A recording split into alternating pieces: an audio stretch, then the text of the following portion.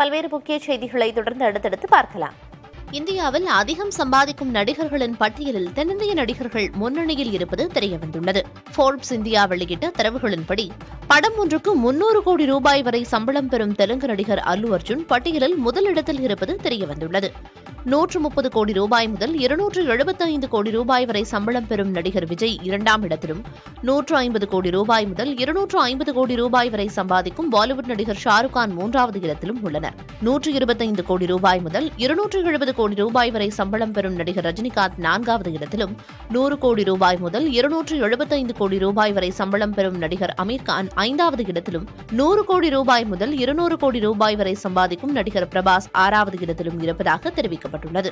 105 கோடி ரூபாய் முதல் 165 கோடி ரூபாய் வரை சம்பளம் பெறும் நடிகர் அஜித்குமார் ஏழாவது இடத்திலும், 100 கோடி ரூபாய் முதல் 150 கோடி ரூபாய் வரை சம்பாதிக்கும் நடிகர் சல்மான் கான் மற்றும் கமல்ஹாசன் ஆகிய இருவரும் 8 மற்றும் 9 ஆகிய இடங்களிலும், 60 கோடி ரூபாய் முதல் 145 கோடி ரூபாய் வரை சம்பாதிக்கும் நடிகர் அக்ஷய்குமார் 10வது இடத்திலும் இருப்பது தெரியவந்துள்ளது.